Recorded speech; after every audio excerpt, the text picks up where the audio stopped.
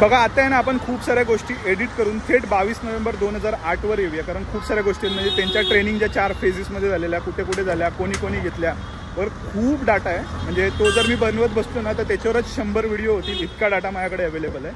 पण थेट आता आपण 22 नोव्हेंबर 2008 कडे येऊया, म्हणजे त्यांनी ज्या दिवशी प्रवास सुरू केला ना त्या दिवसाकडे. तर बघा, कराचीच्या जवळच एक कासम नावाची जागा आहे, त्याला अजीजाबाद किंवा कासिमबाग सुद्धा म्हटलं जातं. तिथून ही लोक एक लाकडी बोट पकडतात आणि 40 मिनिटाचा प्रवास करून समुद्रामध्ये अल हुसेनी नावाचं एक जहाज आहे ते पकडतात.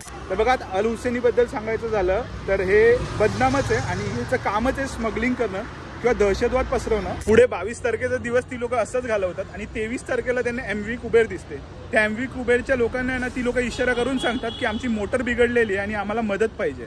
एकंदरीत अल हुसेनी बद्दल अजून सांगायचं झालं तर ह्यावर आधीच 7 लोक असतात आणि त्यानंतर अजून हे 10 लोक, म्हणजे एकूण टोटल 17 लोक असतात.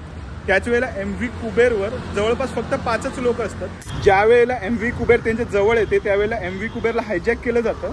MV कुबेरवर टोटल 5 लोक असतात, त्यापैकी 4 लोकांना अल हुसेनीवर ट्रान्सफर केलं जातं आणि हे 10 दहशतवादी MV कुबेरवर जातात.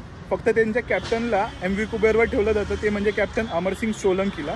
कारण तिथून जवळपास 550 नॉटिकल माइल्सवर मुंबई असते आणि दिशा भटकून दुसरीकडे कुठेतरी जायला नको म्हणून कोणतरी जाणकार पाहिजे म्हणून त्याला जिवंत ठेवलं जातं. आता 550 नॉटिकल माइल्सचा त्यांचा प्रवास सुरू होतो.